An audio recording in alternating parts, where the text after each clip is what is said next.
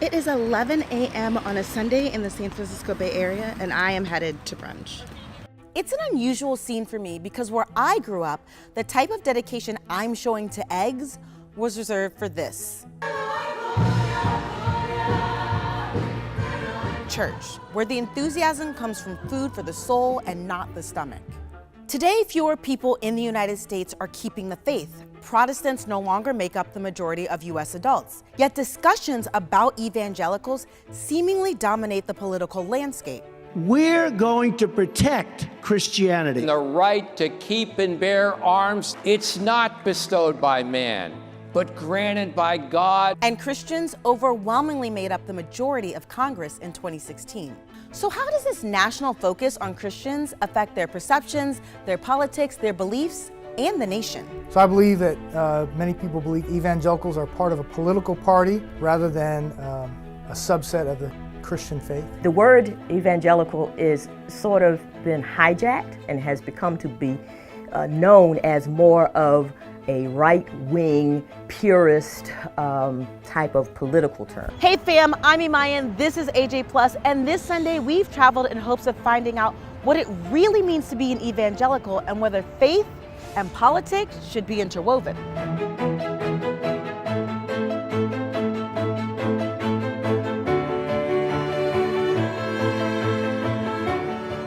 Only 6% of adults in the U.S. are evangelicals, and yet the candidates and the news media were obsessed with them, and they still are. How much support do you think Trump actually has within the evangelical community? God bless the great state of Florida. It's revenge of white America. It is revenge of evangelical right-wingers. And I noticed a curious thing. Whenever I would hear the word evangelical, it was almost always synonymous with white Christians. And a series of campaign controversies didn't stop him from winning 81% of the white evangelical vote. This overwhelmingly white depiction of evangelicals is vastly different from what I had known growing up as a kid in the South. These images made me question the actual definition of evangelical and who gets to be one. Are they evangelical? Or them? To be evangelical means different things to different people, and that's part of the reason why it's so difficult to define the term. To get a better understanding of the term evangelical and the people who identify as such, I visited one of the most Bible-minded cities in America, Houston, Texas.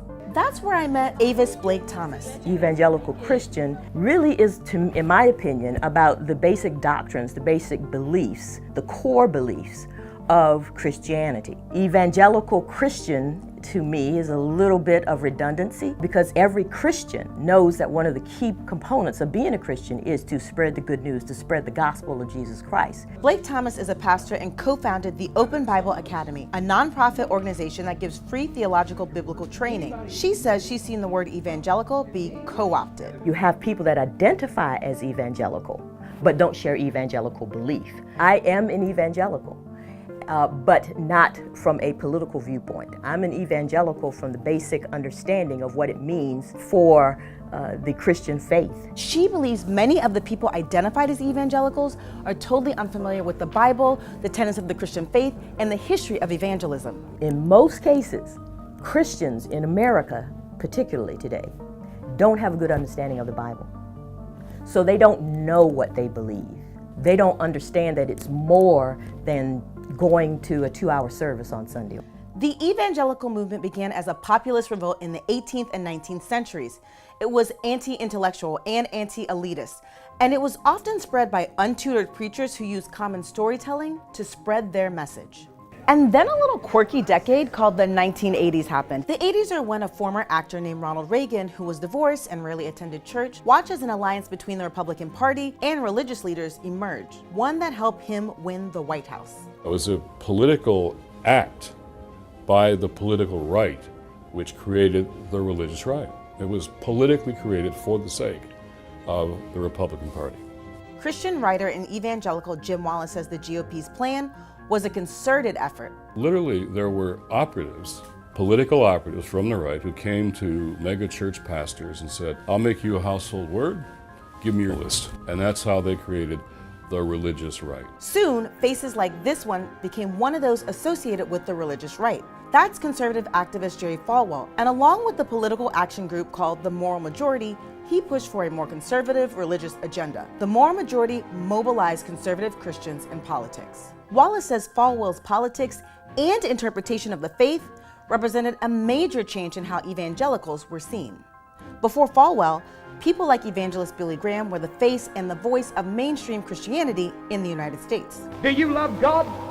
Do you love Him with all your heart, with all your soul, with all your mind? And by Wallace's definition, this guy is also an evangelical. King spoke frankly about the racial divisions within the American Christian church. And actually, this obelisk behind me is dedicated to his memory outside a modern chapel in Houston, Texas. I think it is one of the tragedies of our nation, one of the shameful tragedies, that 11 o'clock on Sunday morning is one of the most segregated hours, if not the most segregated hours in Christian America. 50 years after King's assassination, the exact same problem still plagues the American Christian church, racial division, according to Wallace. And we saw that firsthand in the aftermath of the 2016 election cycle, when the vast majority of white evangelicals voted for Donald Trump, but the majority of evangelicals of color didn't. Evangelicals, if they're going to be really evangelical, should name and denounce racism as a sin from their pulpits. How many white churches have done that? You're a chosen race. You're not a black Christian or a white Christian. You're a Christian who's white or a Christian who's black. Pastor Icky Soma says part of what keeps the church divided is the variation in how black and white parishioners see the world.